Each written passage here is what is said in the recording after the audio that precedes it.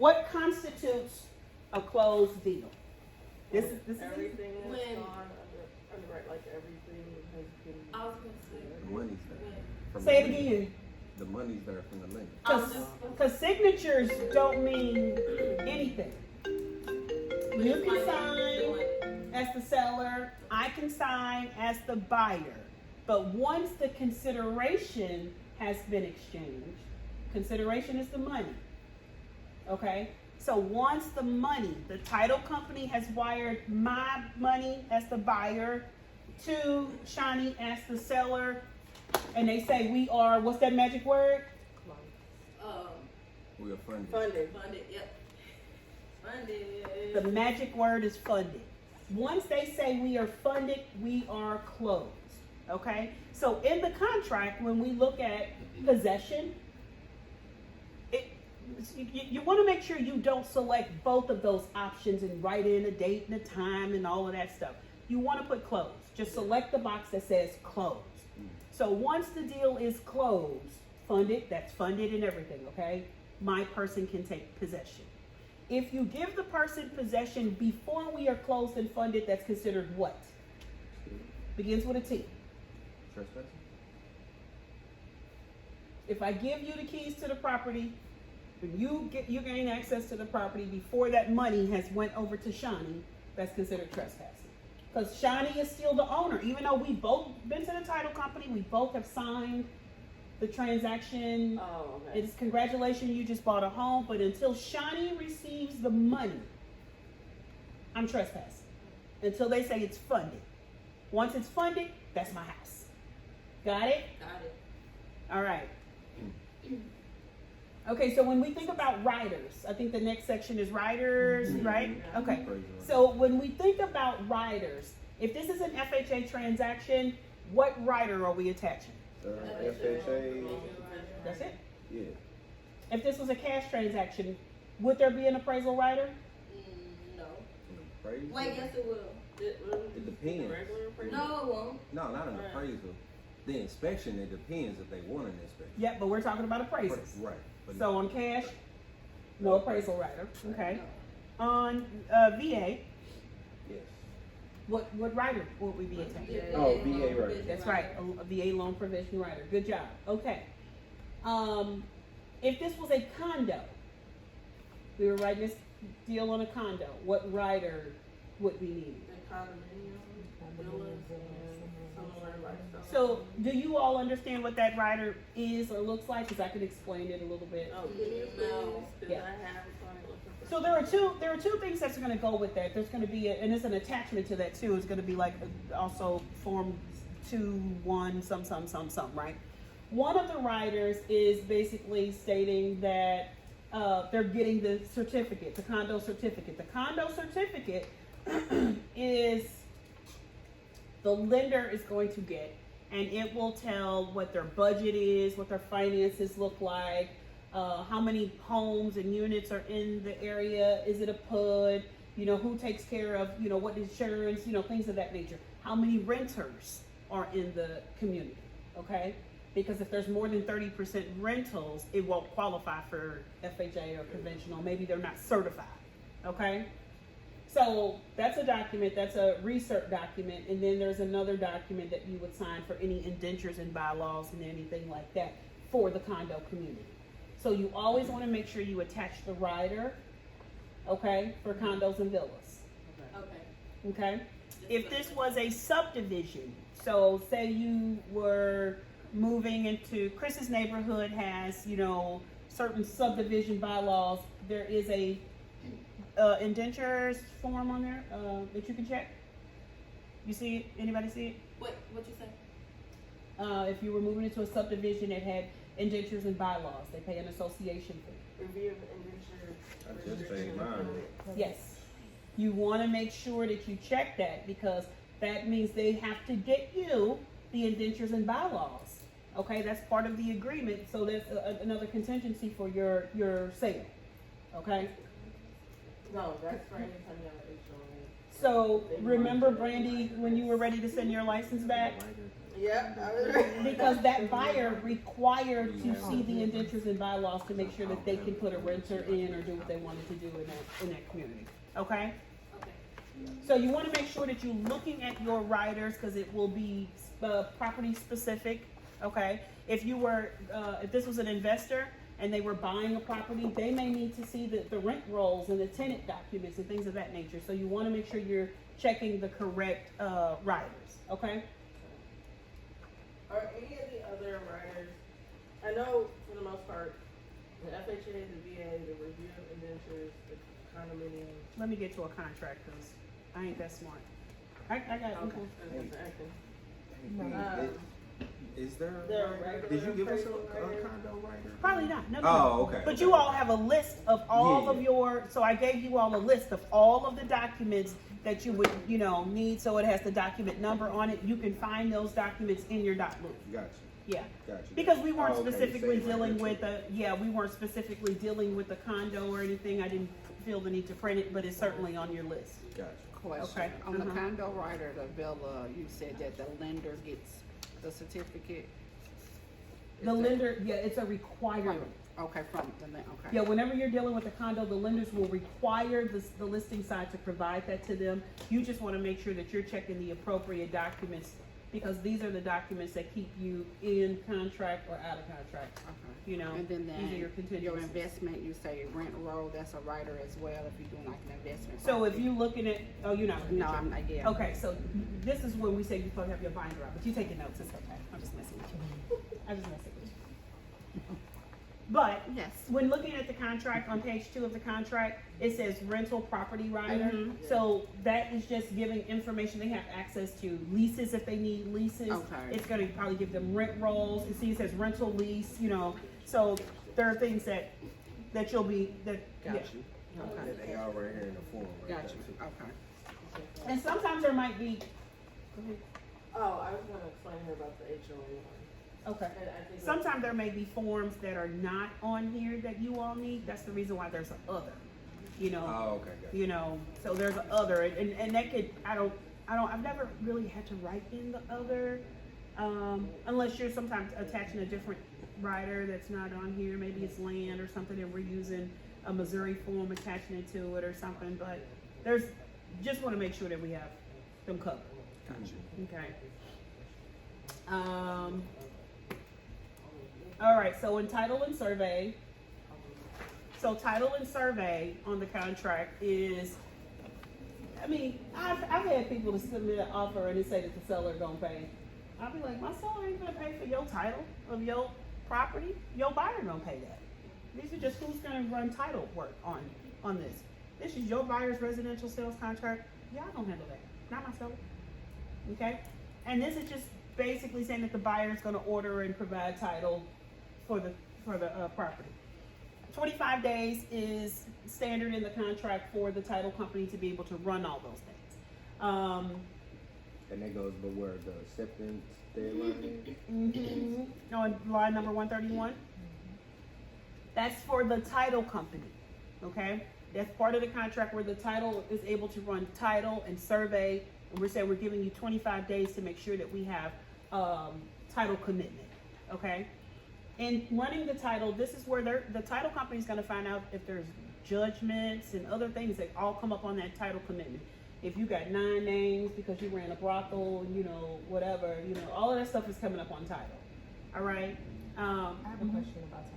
Uh-huh. I've seen on mayor's listings where the listing agent has requested a specific title company. Why is that? Because usually that investor is probably an investment property and they have a special warranty deed or some different type of deed. They prefer you to close there. It's just easier because that particular title company is saying that we know that we'll insure this property. All title companies are not created equal, so you got some that'll say, they got a little bit more red tape. And so they may put you through a little bit more to get to where you need to get. Okay, so I don't just necessarily have a problem with it unless it's a place I ain't never heard of, or it's out of state, or like Brandy and I deal with the Home Partners, and their title company was out of state. They wanted us to close with their title company out of state. We said absolutely not, we prefer to use our own title company. Your client does have the right to use who you want them to use, okay? So we chose to counter or do an amendment to say, no, we're not going to use your title company. We need to use our title company. But it's usually not an issue. Somebody said, we want to close with Legacy Title. You're like, okay, that's fine. I mean, 9 times out of 10 it's not an issue, just everything at the same place, But again, a lot of times you find that with investors because they know that that particular title company already has the property. Maybe that seller bought it and it was titled through that company before, and they know that they can get the title insurance, so it'll be a smoother transaction. That's all. Yeah. Real quick question. Yeah. What's your password? For what? Keep it on That's weird that there. Yeah, it's asking. it's Fancy Water 183. Normally it'll just connect us. It'll say somebody's trying to connect, or it'll ask somebody. Okay, so also with regards to title, this also ties into that title and survey document that's part of your buyer's packet. Okay, when you fill out your buyer's contract, they're signing for the inspection, they're signing for title and survey, the seller's disclosure, the lead-based paint disclosure, the residential sales contract, and the rider for FHA or any other thing that you guys have them signing for, okay? But that title and survey is saying, do you want a survey on this property? Now, when I'm talking to my clients about survey, and say we're walking around the property, I'm like, well, the property is already fenced, so you don't have to have a survey, but you do have the right to have one if you want one. It's going to be an extra $500 or $600 when you say that. They're like, yeah, no, I'm good. I like that fence right there where it's at. Right? So when you're doing their title and survey document, you will check no survey at the bottom of that document, okay? And then it's also stating on that title and survey document that you have the addition to the contract, who is the title company that you've selected, okay? But Now, then, go ahead. so yesterday, me and Erica was watching Married to Real Estate. Mm-hmm. They remind me of you and Zara so much. But anyway, Yes. they actually did. They were Yes. just like her and Yes. Zara, man. It's crazy. Anyway, they did a survey on a property that they did for one of their clients. The city survey came back different from their survey, so they had to shut down all construction and all of that, and because they was off by like 1 foot or something like that. Mm-hmm. It's open. So they was going off of what the county said, not what. So. So are you saying, or were they building or putting up a? They was putting up I think they was putting up like a rail or something outside. They was doing Okay. something outside in the front or something, and they was trying to build out, and they had to stop. But then they had to redo windows and all this other stuff in the survey for whatever reason. So the survey has nothing to do with windows. Yeah, survey has absolutely nothing to do with windows. A survey is your land. It's the Right. plot of the land. It says, this is your land. And Tawana's yard, her fence is a 1/2 inch on your property. So that's all the survey is. It's saying, here are the lines for your property. That's it. So I don't know if that was a building I think since permit they for was something. doing something with that, they had to also do something to the windows or something while they was doing that. Yeah, too, or that something. sounds like a builder's permit or something that they were doing. Because anything that's regarding windows to the structure, that falls under like the building aspect of it. You know what I'm saying? Permits that you have to get pulled to do X, Y, and Z. So, but the survey is for the land to make sure. Now some people will be like, oh, well, her yard is right there. We're gonna let it stay right there. I ain't gonna argue with her, okay? But say for instance, if Brandy, you buying a house and Brandy has taken her rose garden and her little drinking garden a foot over into your yard, and it's been like that. Brandy's owned this house for 27 years, and she's been sitting in this same drinking. She's been sitting in this same little drinking spot for 15 of those 20 years. What you gonna do? Well, that's considered. It's been like that for so long. So at this point, it's not really nothing. I mean, you can do something, but it's Cause she not gonna Cause move she her gonna pretty- say, I've been doing this for so long, so And she got it's proof. basically mine. Yeah, that's called an easement by prescription. That's what I was Easement by trying to think of Uh-huh. the definition. It's but been yeah. what? It's been consecutively, hostily. Out the you- put open yeah, or something like yeah. that. She visible like, this or something. mine, dog. Yeah. Move your fence over. This is me. I'm not moving my roses or my cherry. And the last 14 people that lived here didn't say nothing. Okay? So you ain't gonna That's fight in our her, book. Yeah. right? But again, that's the reason that you get a survey. If people want a survey. Most people are not trying to pay the extra money, nor or if the fence is already up, they cool. Right. Okay? 6 seconds.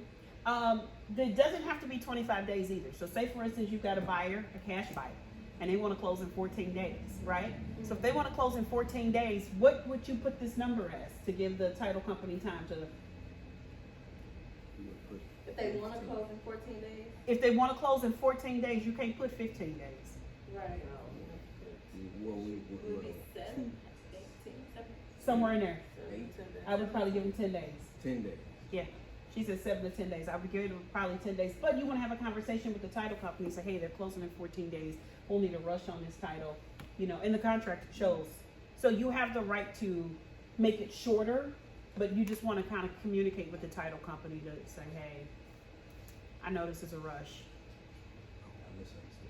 That's okay. Is that extra fee for No. a rush?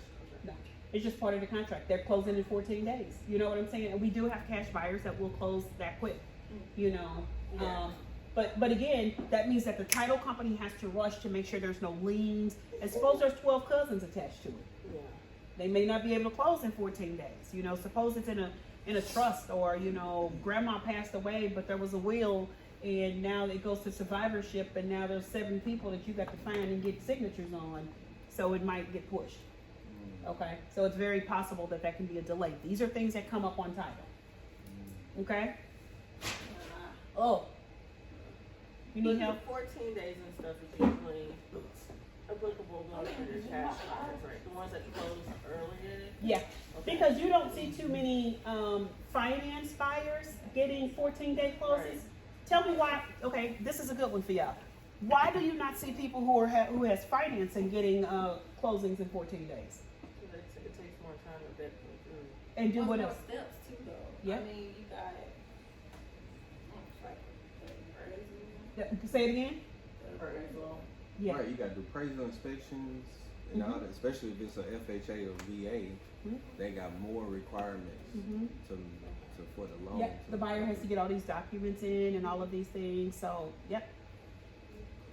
Okay. You bring some food with you or something? It sure smell like food. Mm-hmm. I think the That's people next door. door. I'm like, Do they fix breakfast next door? No, I think they I'm do. just gonna take the compliment. Okay. I'm like, man, it smell like I breakfast do out here. smell that. It They smells like good. it next door. Yeah, They clown I'm them, about I ain't gonna lie. After They like- this, we're gonna have to go over All there. right. So on the inspections, so let's go down to inspections, disclaimers, and warranties. Okay. So inspections.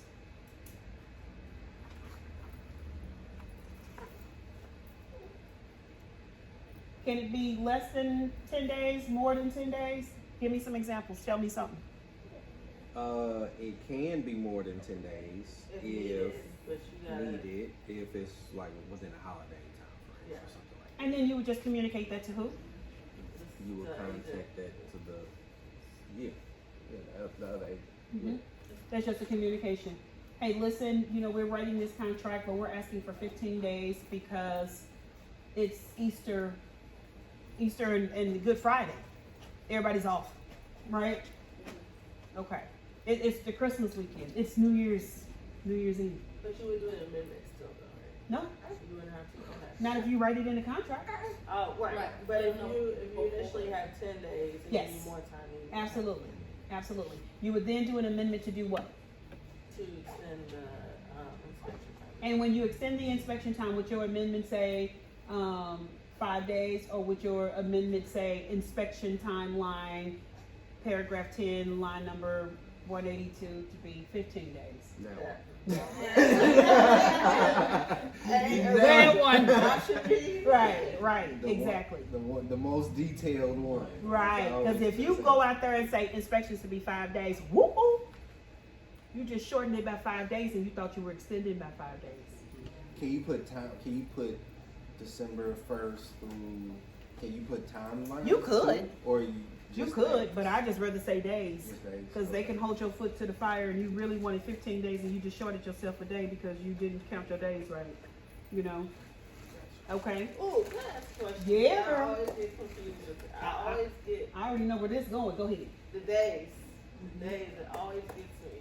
You Okay. know, like days. Is that the start? Does that first day start 24 hours after you sign the contract, or does that day start the day of? Next day. So it's the next day. Very next day. Yes. So the very next day. So let's say this too. So here's the thing that we talked about in office.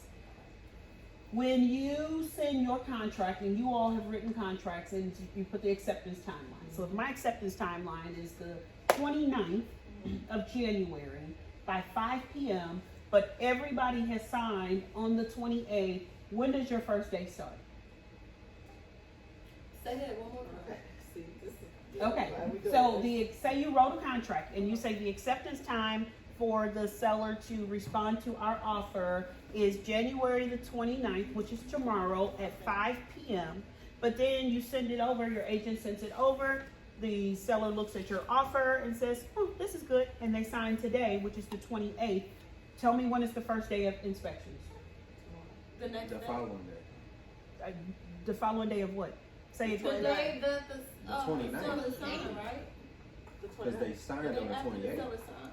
See, this is why I'm asking. Okay, The so 20 this is what you No. say? The I 28th, would so say- don't they gotta call and do the I would inspection say and all the- that to get it set up?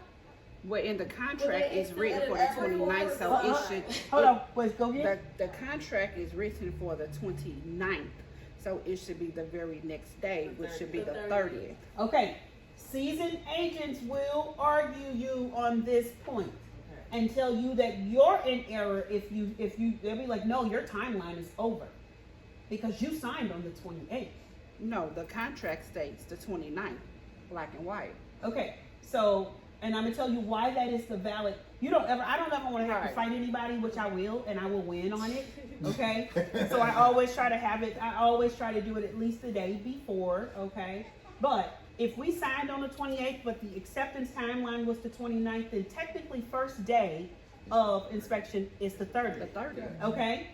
And I'm gonna tell you why. Now, everybody who has their contracts open, we were already in the inspection section, right? Yeah. Anywhere on your contract, whether it's the earnest money, the inspections, all of that, it says in parentheses, Acceptance.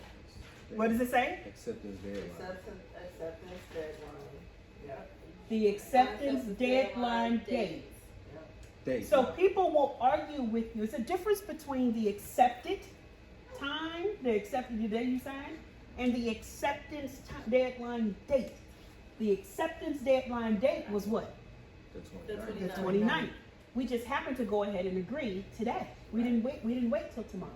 So, I mean, true, you can start your calendar and say, okay, today's the 28th, 29th, 30, 31, 32, right? You can go ahead and count you out 10 days. Yeah.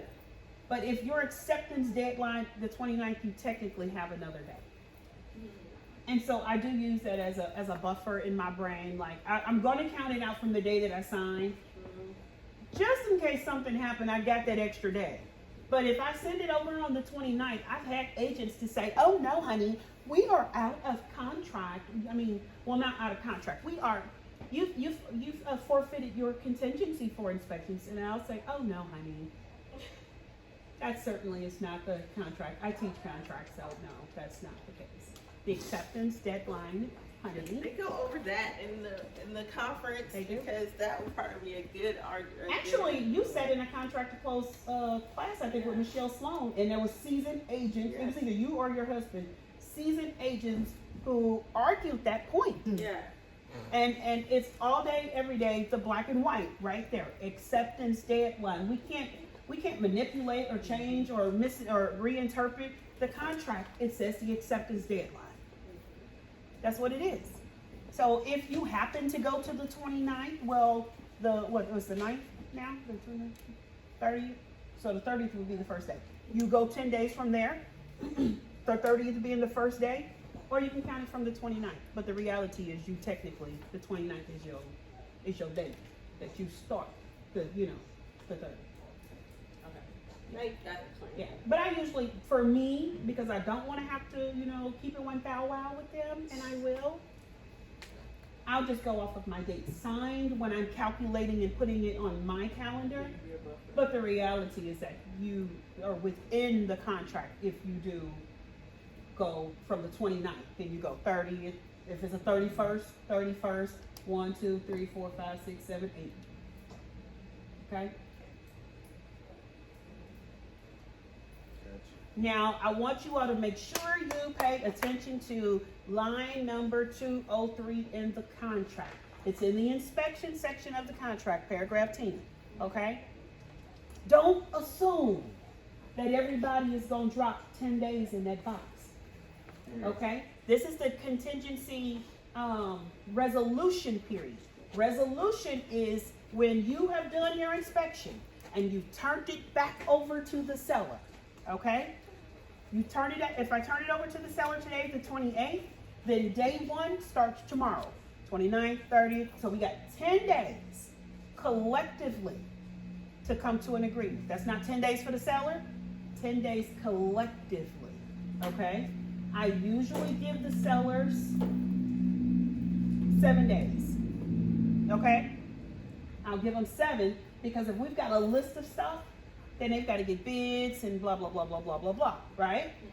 So after day 7, I'm calling just saying, hey, just following up on the inspection, seeing how things are going, because this is a collective period. The seller don't get to take 10 days and put us up against the wall because we gotta negotiate. This is like tennis. Sometimes it's like that, okay? That's why it's important to do the inspection right away.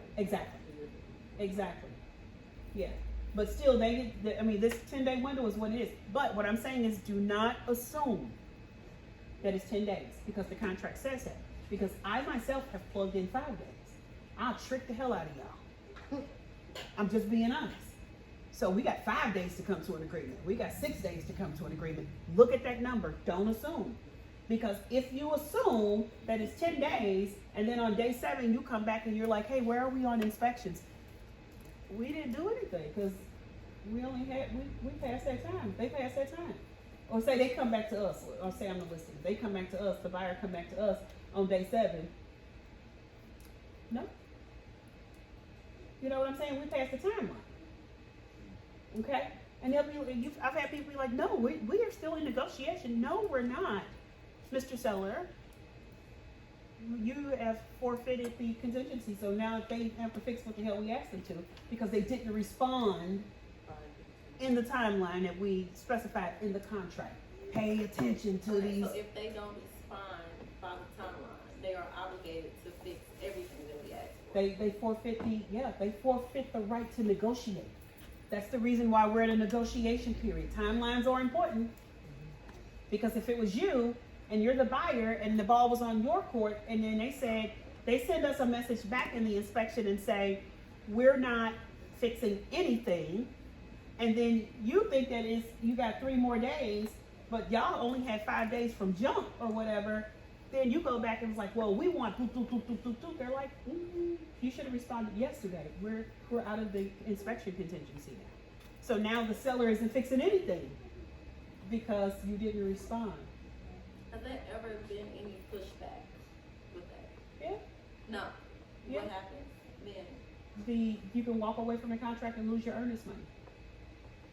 Okay, so we had an agent in our office who did not go within the time frame of the contract. Stated I wasn't feeling well. I decided I was going to do it the next day. Well, the next day put her out of inspection contingency period. So, but the buyer was requesting $10,000 credit in lieu of HVAC system, sewer lateral issue, pest and termite. All the windows were horrible and needed to be replaced. That was the only way they were willing to stay in the contract. Okay, cash buyer.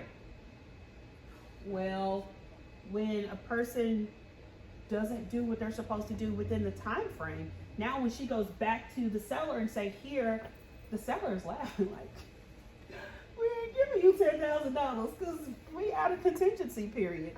You missed the deadline. Sorry for your buyer. So the buyer is like, I want out the contract then. Well, the buyer can get out of contract, but the buyer just now lost $2,000 in earnest money. You put your buyer in a situation. Should they come after that $2,000? From you? No, but they ain't got to rock with you ever again. Or, It's gonna cost you more than $2,000. yeah, or what happened was every time they wrote an offer with this particular person, they made it hard as hell for it to work. Like, it was like, we really want this house. However, in the special agreement section of the contract, we want them to do the HVAC, to agree to the HVAC system and termites, to correct any termite issues in advance. So the seller, when the agent turns that over to the seller side, the seller's agent is like, we're not negotiating inspection items in the contract. You haven't even done inspections. That's the purpose for inspections. Well, the buyer is like, I'm not getting burned again. Before, we needed to replace a whole HVAC system and all of that. We know that this system is old. We want it replaced, or we're not gonna move forward. So every contract that they wrote now with this person, when they saw that there was an issue with older systems, they wanted it in the contract that the seller was gonna agree to replace it. And the seller is like, we're not negotiating inspection items in our contract. So that's what happens when you miss your, you know what I'm saying? That buyer is like, we're not gonna lose another. They lost $2,000 in earnest money and $800 some in inspections. Because once you do your inspections, you don't get that money back. So we just lost $2,800 messing with you. It's one thing if they would have just lost the $800 for inspections because they have the right to walk away. And they understand that that's the game. But to lose my earnest money deposit, my security deposit also? So this is why it's important for us to watch and know our timelines. Because not only are we protecting our client, we're protecting ourselves and we're protecting our brokerage. Because if it goes the wrong way, it could be a suit. Imagine if somebody had put down $10,000 on the property because they're trying to beat everybody out and then you miss a timeline. And now they like, you ain't getting your money back. Well, guess what? They don't have to sign the mutual release, but now their money is being held in probate for 2 years, and that goes civil. You know, it's just sitting there until, you know, who wants that? I'm coming after you. I'm gonna sue you, your brokerage, you know, I'm just saying, it's a lot of money. Okay? So we gotta pay attention to the timelines. Y'all see why it's so important to be able to speak buyer?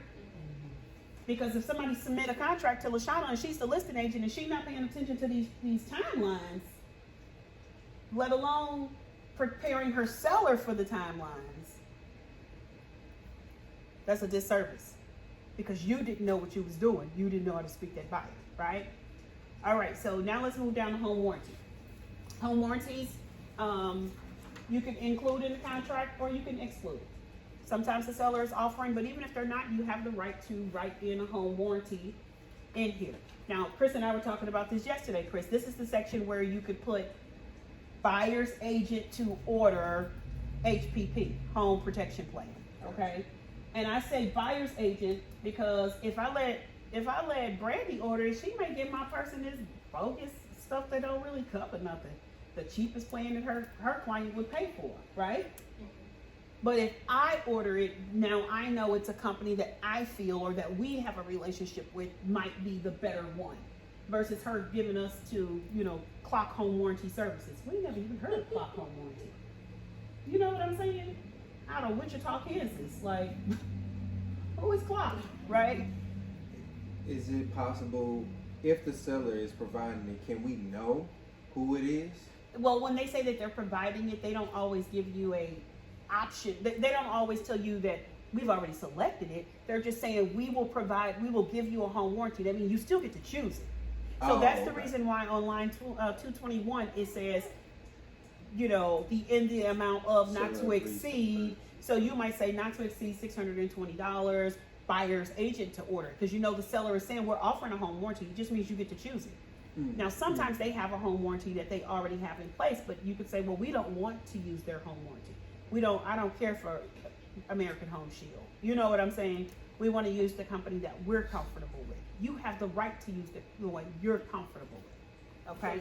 So you would put that on 222? Absolutely. Buyer's agent to order? Yeah, absolutely. And I put buyer's agent to order. I put HPP, home protection plan, you know. And then again, don't forget that amount, not to exceed, you know, like Choice Home Warranty, I think theirs is up to like $580. So you just, you know, make sure that you put enough to cover the companies that you would opt to use, all right? Insurability, do not miss line 224. This is saying to your client and everybody that they will get, you know, their insurance quote within 10 days of the acceptance timeline, okay? And this is just where they're getting a quote, calling American Family and saying, hey, I'm buying this house at, you know, 1234 Sesame Street, and here's my lender's information. They're just gonna send that quote over to that lender so that they can start running those numbers, put those numbers inside the product, okay, inside the mortgage. That's insurability. Got it?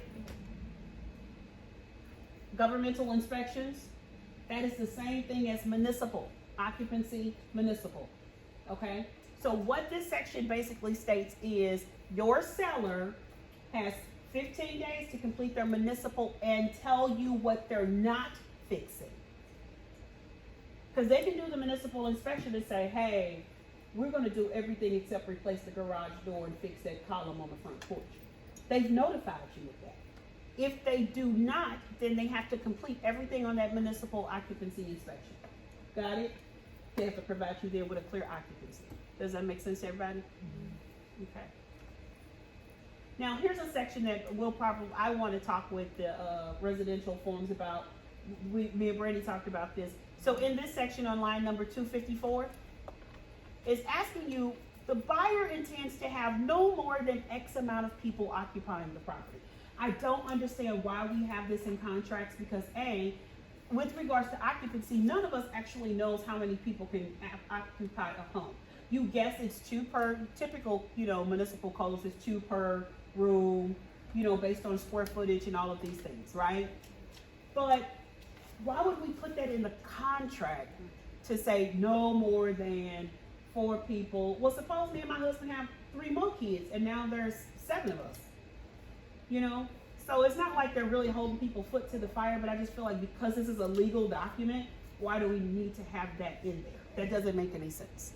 So I want to talk with the residential forms to say why is that necessary in the documents? Because for governmental, we don't know. The occupancy inspection usually is done when people put a contract on the house and it'll tell you how many, but you wouldn't know this 9 times out of 10 before.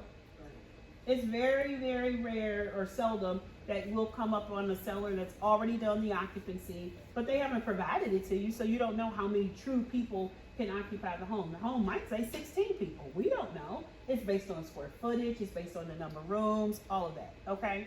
So in this section, I usually plug in 3. You know, if I'm working with a single person and it's just them and they're like, it's just me, I might plug in 2 or 3 because they may grow, right?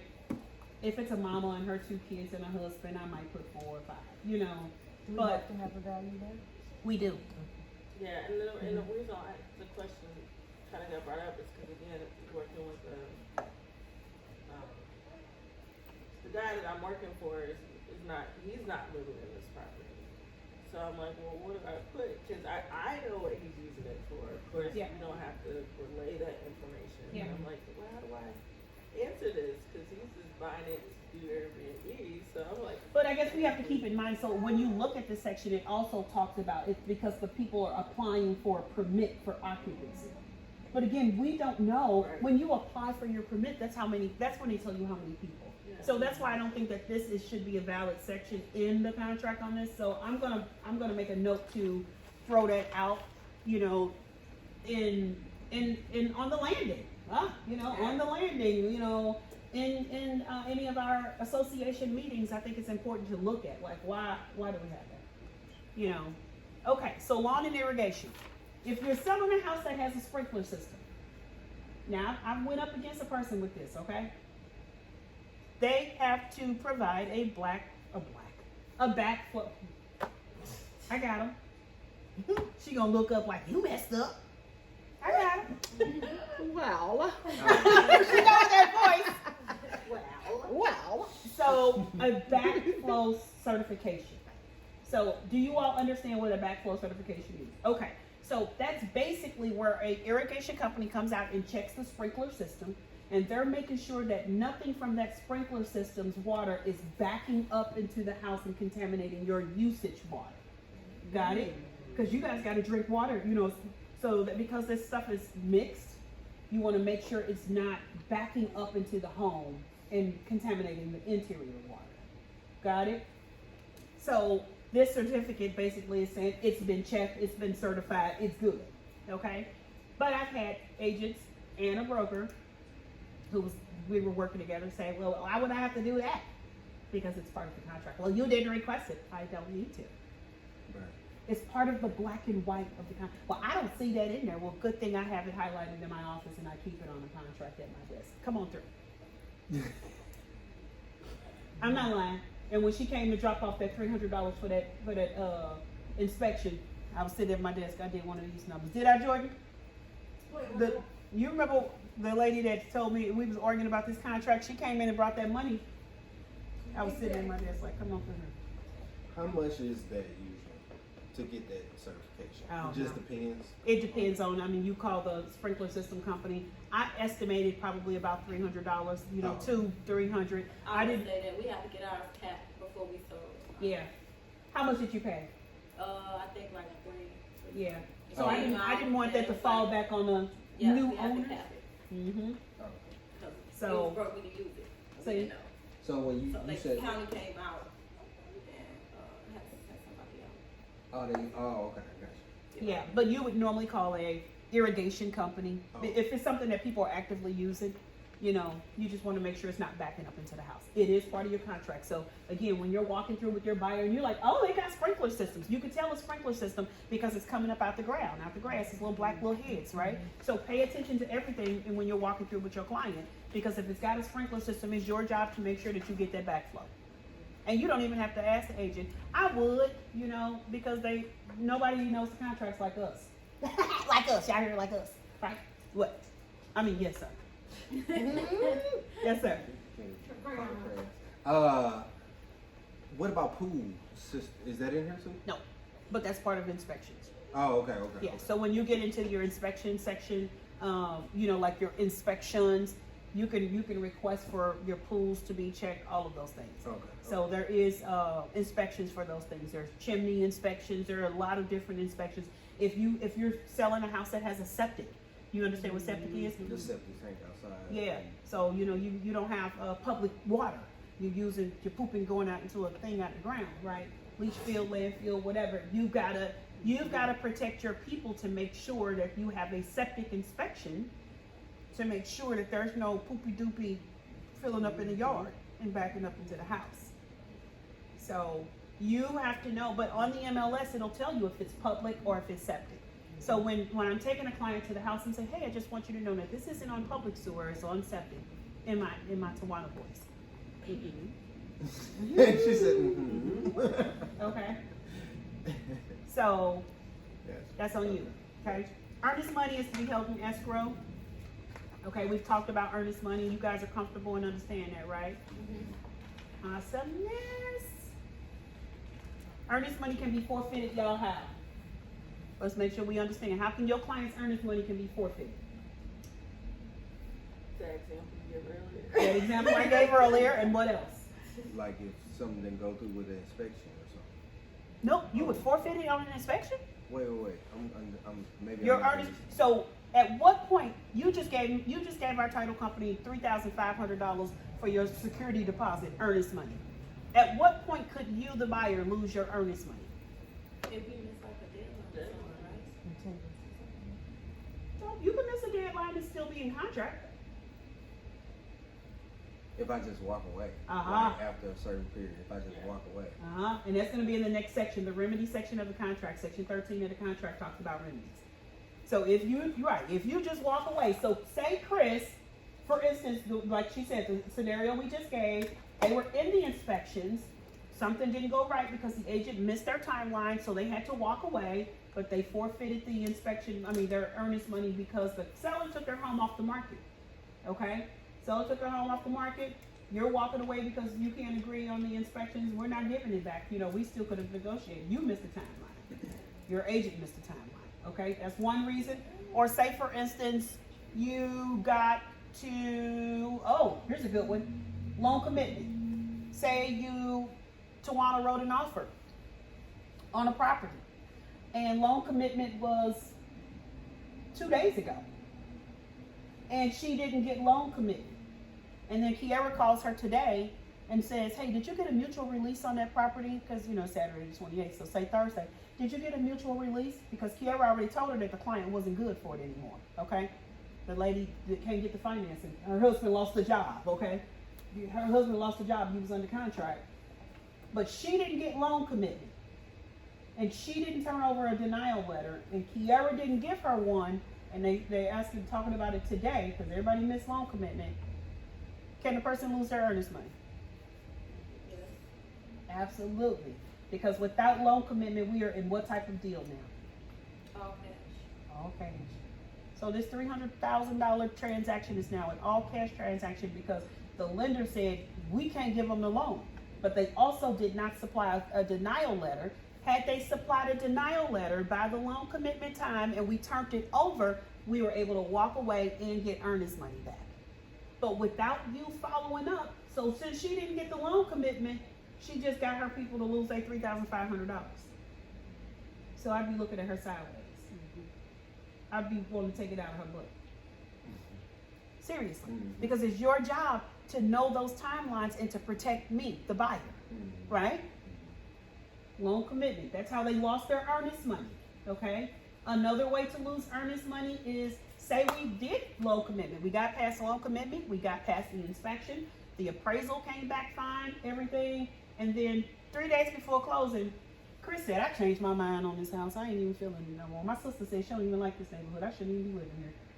I don't even think I'm gonna move over here. So he says, I'm out. You can do that. Hmm? Can You can? You absolutely can? When? You can. Right, you can't. You're in a contract. I thought you had a certain amount of time to walk away before closing. Did you fulfill your buyer? You fulfilled your inspections, right? You didn't get turned down for loan commitment, right? Your appraisal came back You got good, a right? willing, able buyer. So you have now fulfilled all the contingencies, the walkaway periods. 3 days here before closing, you say, I changed my mind. My sister said All so. baby stuff. Or yeah. So not only do you lose your earnest money, what else can happen? They can sue you for not Remedy purchasing. the house. section of the contract. Right. So when something like that happens, my comment to my buyer or to my seller is, at this point, I really believe you need to contact a real estate attorney, because we're not attorneys. And you'll look at the top of your documents, usually in the upper right-hand corner, the upper left-hand corner, at the beginning of every document, it'll let you know you are not a real estate attorney. And if somebody needs you to make them understand something, they need to contact the attorney. You need to tell them to contact an attorney, because per the remedy section of the contract, they can sue you for litigation. They've had their home off the market, they've had a loss, they probably fixed things on the inspection, all of these things. And or they can, they can decide not to sue you and keep your earnest money. Okay? So that kind of almost happened with the deal I had, right? And that was just with the HOA though, because they act like they couldn't provide what was needed.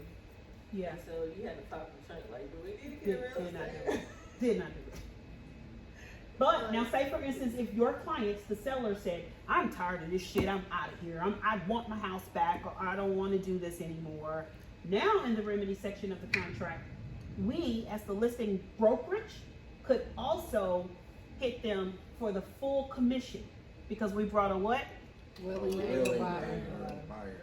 That's right. So you still So pay. yeah, Mr. Seller, you have the right to, if that's what you choose to do. But you're going to get sued by the buyers, because you can get sued by the buyers. The courts can even force you to still close. Okay, so you could get sued by the buyers, and the listing brokerage can and will hit your butt up for the. I mean, why should you not get paid? So, and that commission is still split. You know, I can still Keller Williams will get their cut with. Right. It's cheaper for you to go ahead and let this happen, let it do what it do. Jeronica had a client like that. That lady was like, I ain't got nowhere to go, I ain't closing. This was like 4 days before closing. We was like, the devil is alive, you gonna close this, you gonna close this. You gonna close the day, babe. Okay?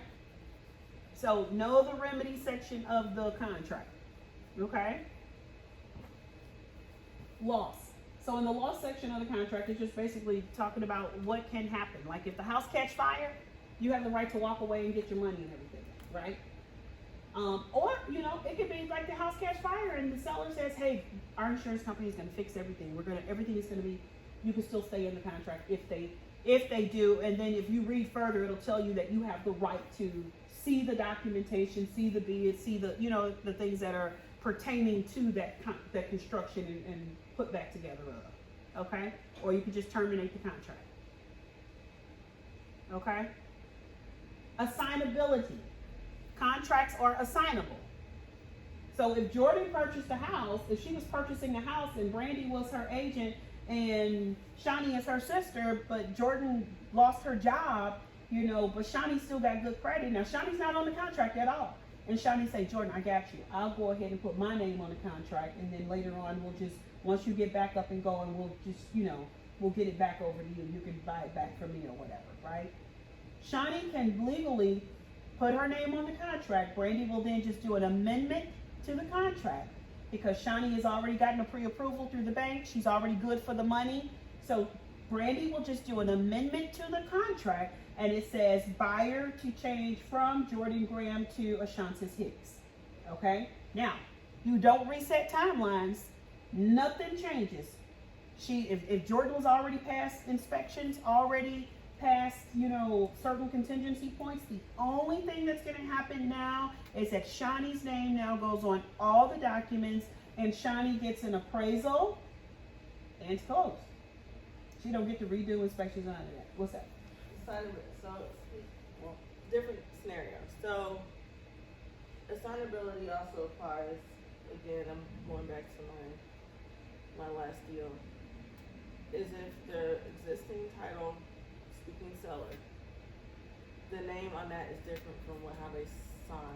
I think that's what happened. So that has nothing to do with assignability. Okay. Yeah, that's just the fact that when your person signed on the contract, they signed John Smith, and he was probably on title John Edward Smith. Okay. So then that's just an amendment to correct the name. Okay. Assignability is when somebody can't buy, but it's an active contract and we still want to move forward. It could be company. It could be that his investment company was buying the property, but he was waiting on her investment company to chime in. So now he's got her on board because she's really the person who wants the property. So he bought it to hold it, kind of like a holding spot, put it under contract, and now she comes with her money because she's maybe a cash buyer. So he's just assigning it now to Burrow Investments. Okay. You know what I'm saying? And everything is there. We've got proof of funds.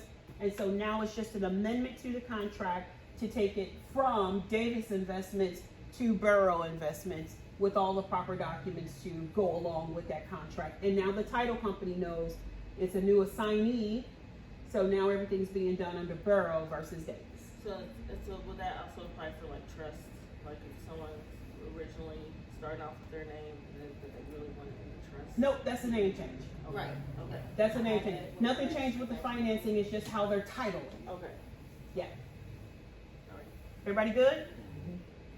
All right, so blah, blah, blah, blah, blah. Y'all can look at all the rest of the stuff down there. I'm just going down.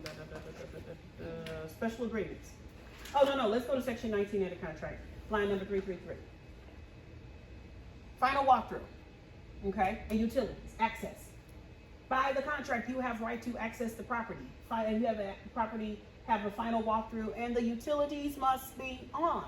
So when you take a listing, you have to tell your seller that the utilities stay on for the duration of the listing agreement until you close.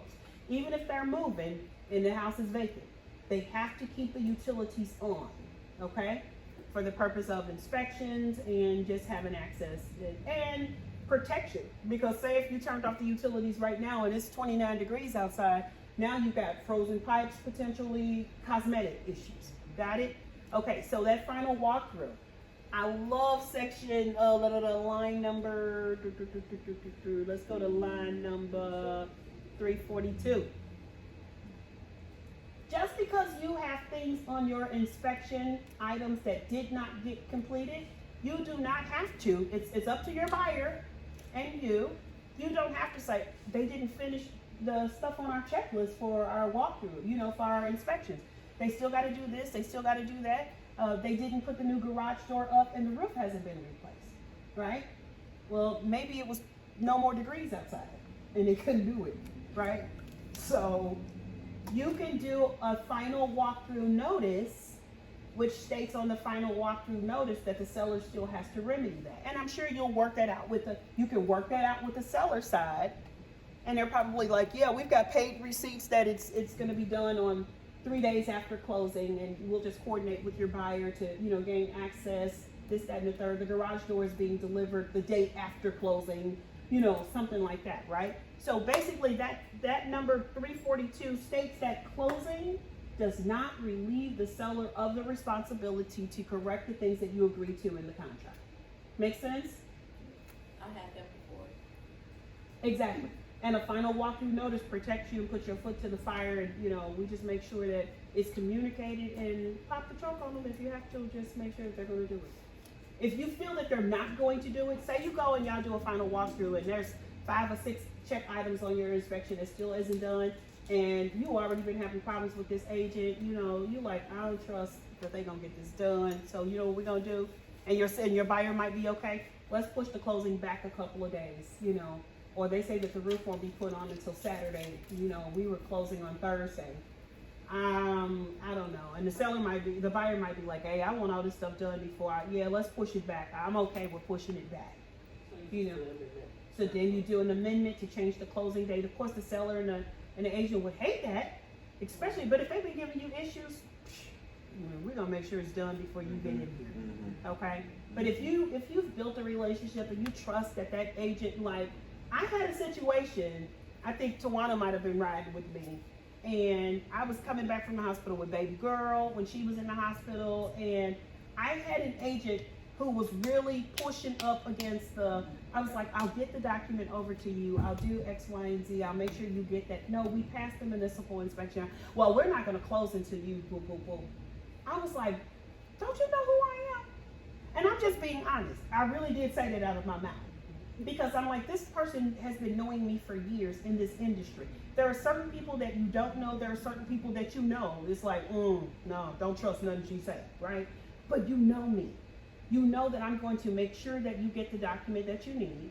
You know that I'm never going to leave your person high and dry, and you know I'm going to pop the trunk on my client because it's my name as well. And I said to her, you know me. You know the professionalism, you know what I stand for, you know that I'm not the person who drops balls. I said, so I was hoping that you would extend some grace, being what I'm going through too. I just haven't been at a computer to get you those documents. I'll get them to you. They were like, well, we're not gonna fund until you do X, Y, and Z, whoopie, wop.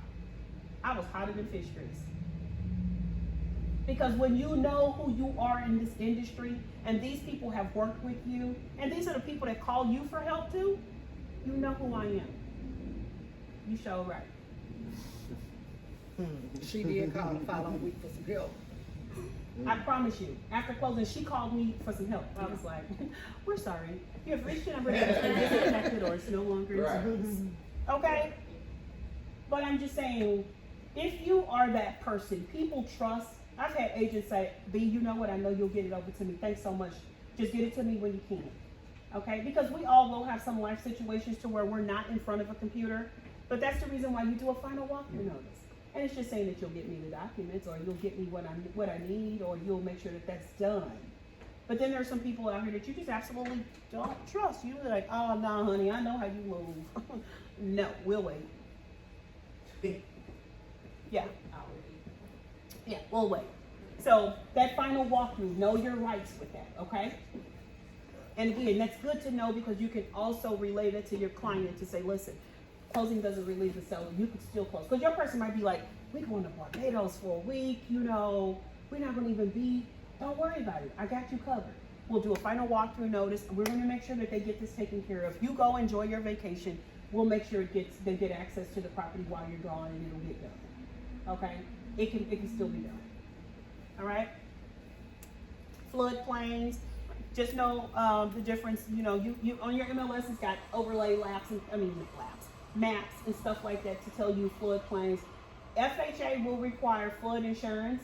So, say your buyer is only approved for this, and you find out that that home is in a floodplain. Yeah, flood insurance is almost double regular insurance. So most people, if the home is in a floodplain, they won't even qualify to buy that home because of, you know, it puts them over the limit. Okay, and if they were getting down payment assistance and it's in a floodplain, they won't get the down payment assistance. Okay, so we want to make sure that we're looking to see if it's in a floodplain. All right, that's on the MLS, and if you don't know, ask the question.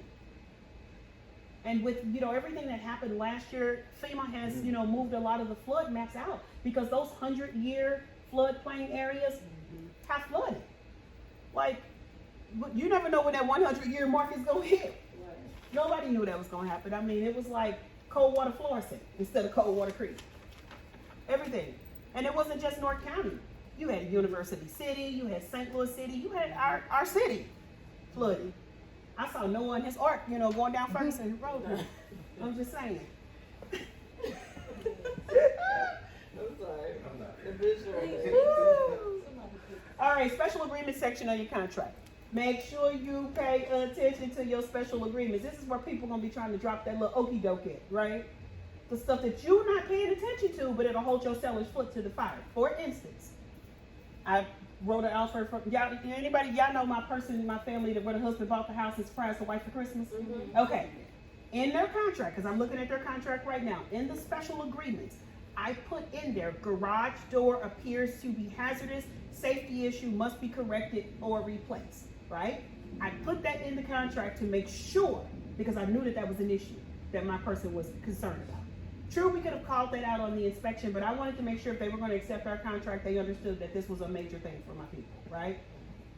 On our final walkthrough, we went, pushed the garage door, it worked, went up perfect fine, right? We did a walkthrough at 10 o'clock in the morning.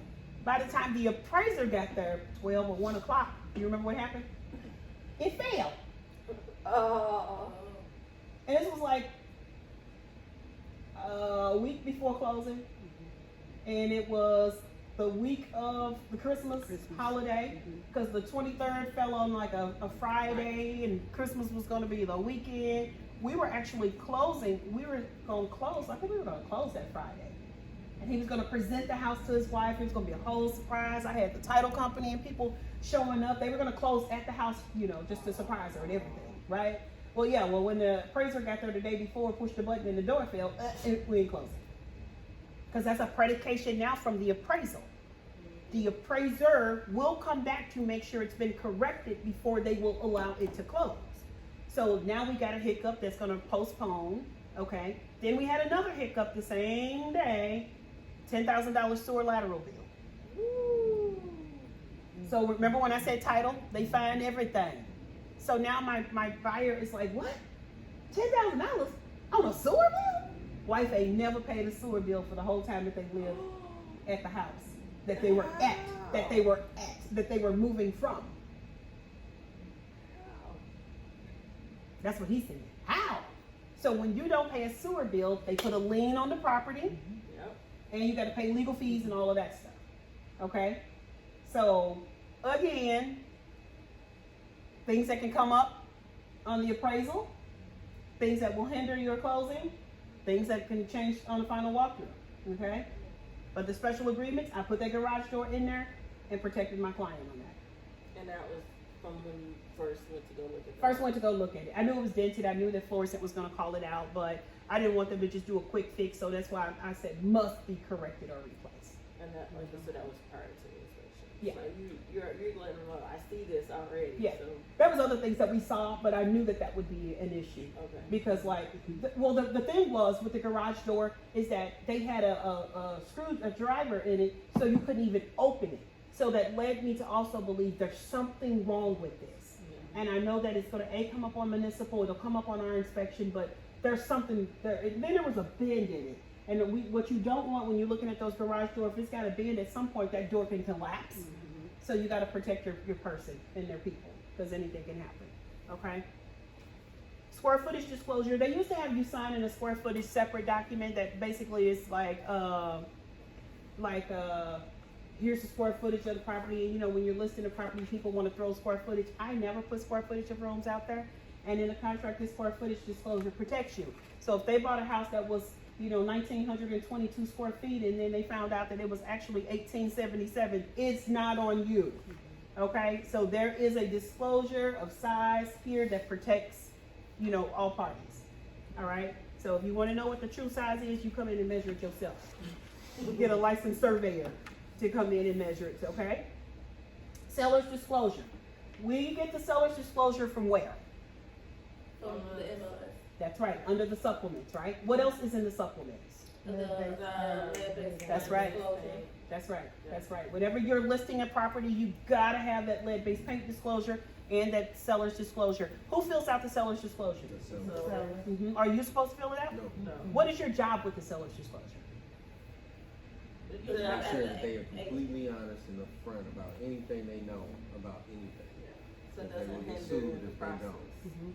And make sure you go through and look at it, because I need to check with my people, make sure.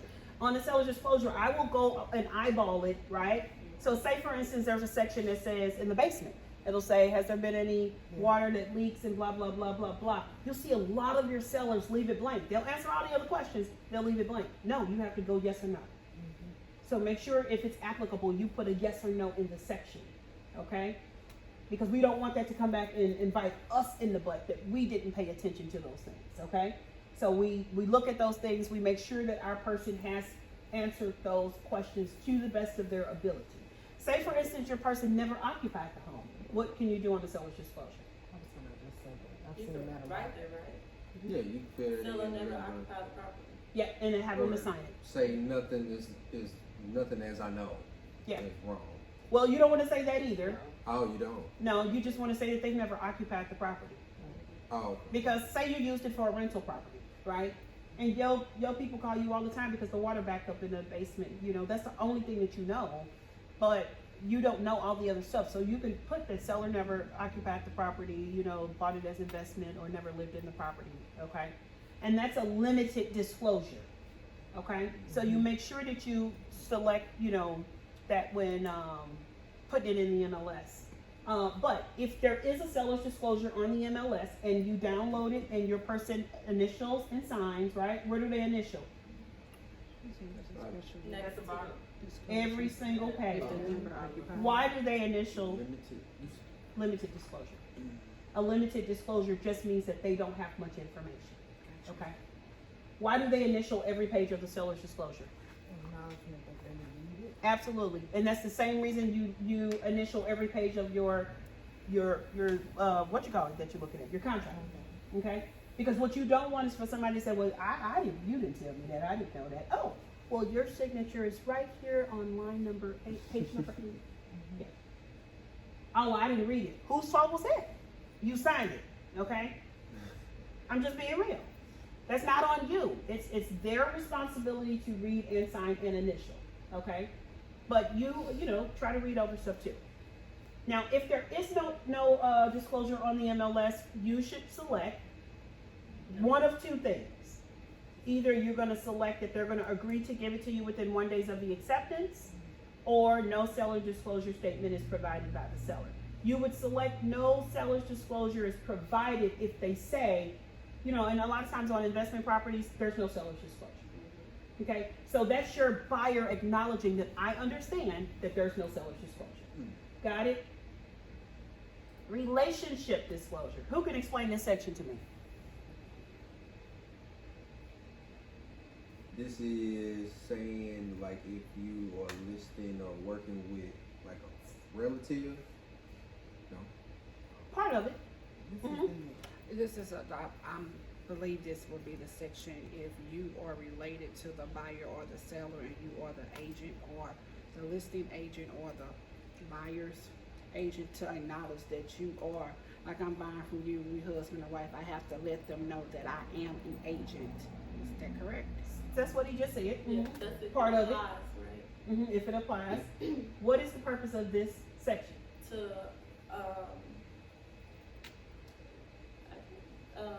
To make sure them no know funny that you business. are the designated agent to the seller or the buyer.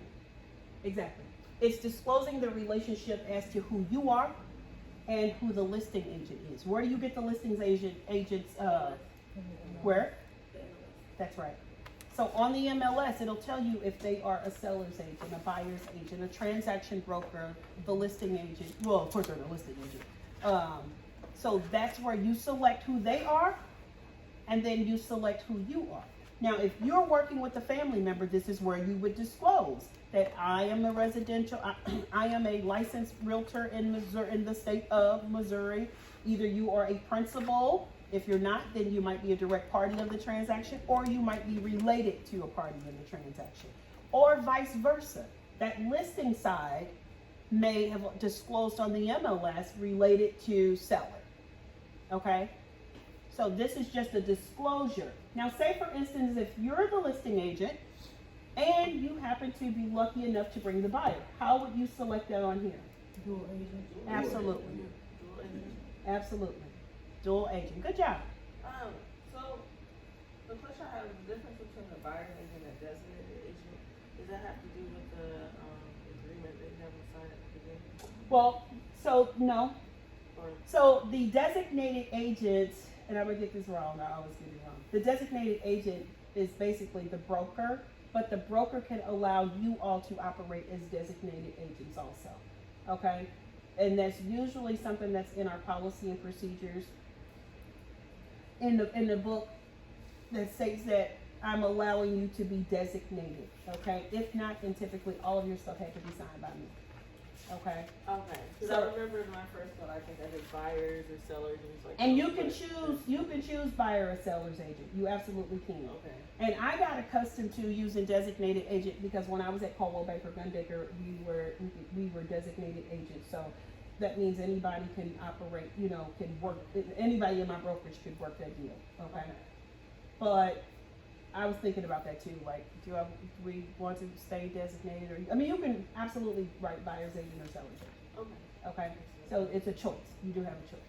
But you have to have on file in the brokerage that if you're a designated agent, then you have to have on here that, the brokerage would have to deem you authorized. Because if you think about your buyer's agency agreement, it tells you on there, in order for you to be designated agent, if you're not designated agent, then the broker has to sign the agreement. Gotcha. Yeah. Okay. If you're not. Yeah, if the brokerage doesn't allow you to be designated, the broker has to sign all documents, listing documents, But and, you have a sign up, so that's what. right, So it would be the designated. mhm, Okay. yeah. So it's just making sure you get the right documents on file, Okay. in the case of an audit. Yes. Okay, moving on. Line number 412, source of compensation to the broker, including compensation and other fees. Okay, who pays commissions and other fees? Buyer It's and seller. the listing broker. You said commission? And or other fee? fees. Huh? Listing broker. What would you all select here? Who pays? Both, Tell me why. because there could be a commission difference Good that job. the buyer will have to pay, and then of course, the seller pays the initial that split. That's right. between both. That's right. And that's good to understand. The commission and then other fees. You want to make sure that it's fully disclosed because your buyer can come back and say, well, why am I paying I didn't know that I was, well, per the contract, you absolutely did know that you were paying additional fees on top of, if we look at the buyer's agency agreement in my Tawana voice. I'm just saying. And Yeah. that really didn't click for me until the situation I had, because like you said, the seller pays that 7%, which gets divvied out. But then, like, when you see it listed, like, you know, the seller's agent gets 4.5, the buyer's agent gets 2.5. So it's like, if we're getting that 3%, then who's paying that 0.5 difference? But it really didn't click until I was in it, and I was like, okay, now I get Exactly. where that comes from. Yeah. So again, there are a lot of, so let me just be honest with you. That split as far as how much you get versus, and you may not even want to have that conversation with other people because they may not be doing the same. Everybody doesn't split it the same, right? You've got some people, if they took a deal at 7%, they may give, you know, Lashana 3.75 and then they get the difference. They may give 3.5, they may give 3. You know what I'm saying? Right. But the listing, you have, that's why listings are great, because Yeah. you get to determine your commission versus in a buyer situation.